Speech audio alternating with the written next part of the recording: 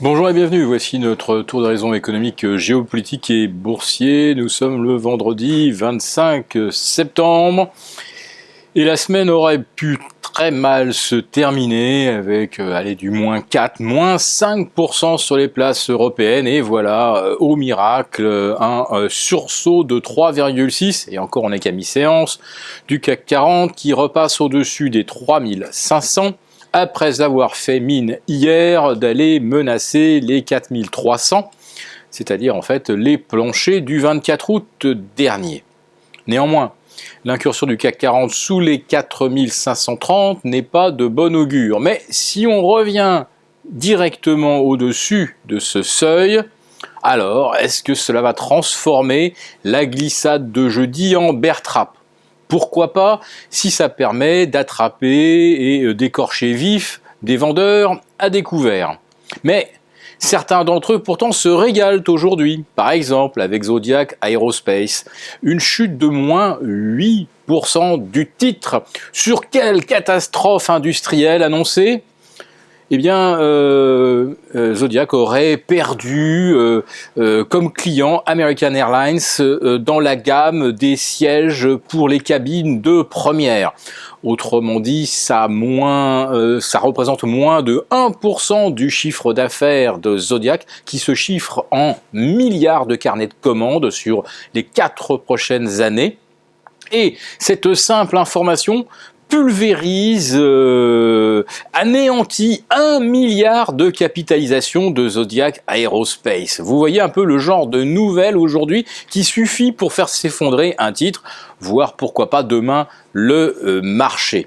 Alors évidemment c'est un marché complètement imbécile, c'est un marché où une nouvelle fois les robots sont à la manœuvre puisque lorsqu'on regarde qui vend à découvert Zodiac Aerospace, on retrouve des fonds spéculatifs basés sur des algorithmes mathématiques et quantiques. Mais bon, voilà, vous avez un nouveau portrait de la bourse et je pourrais même dire que c'est un vrai portrait robot.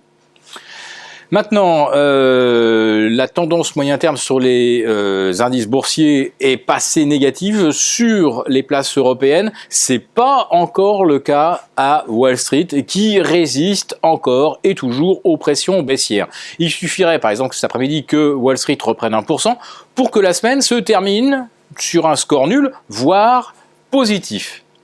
Qu'est-ce qui semble réjouir Wall Street ? Eh bien, que Madame Yellen, qui a eu un léger malaise hier à la fin de sa conférence, que Madame Yellen évoque une remontée des taux, pourquoi pas, dès fin octobre, si les conditions sont réunies.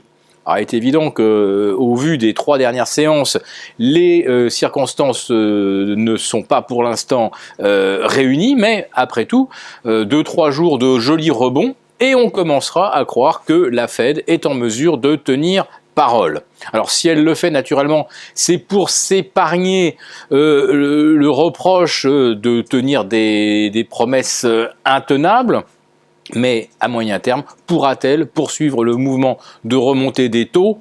Probablement pas. Et ça, le marché à un moment ou un autre le sanctionnera.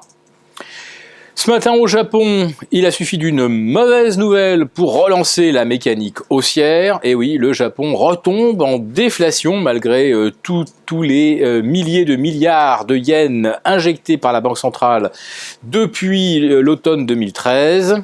Eh bien, on est en déflation et messieurs Kuroda et Abe vont se réunir probablement pour décider de l'ampleur de la prochaine... pas de la prochaine, mais du surcroît d'argent que l'on devra imprimer à partir du mois d'octobre. Voilà, donc mauvaise nouvelle, donc plus de liquidité, ça ne marche pas, plus on en rajoute, moins ça marche, mais au moins le marché a l'occasion de se réjouir. Pour en terminer avec les perspectives court et moyen terme, le CAC 40 va probablement aller en deçà des 4300, mais avant, jusqu'où peut-il rebondir ? Eh bien, on a le choix, soit l'ex-support des 4530, on n'en est pas loin, soit peut-être les 4006, c'est-à-dire la moyenne mobile à 20 jours. La moyenne mobile à 100 jours, elle est inaccessible, elle se situe encore aux alentours de 4008, n'y pensons plus.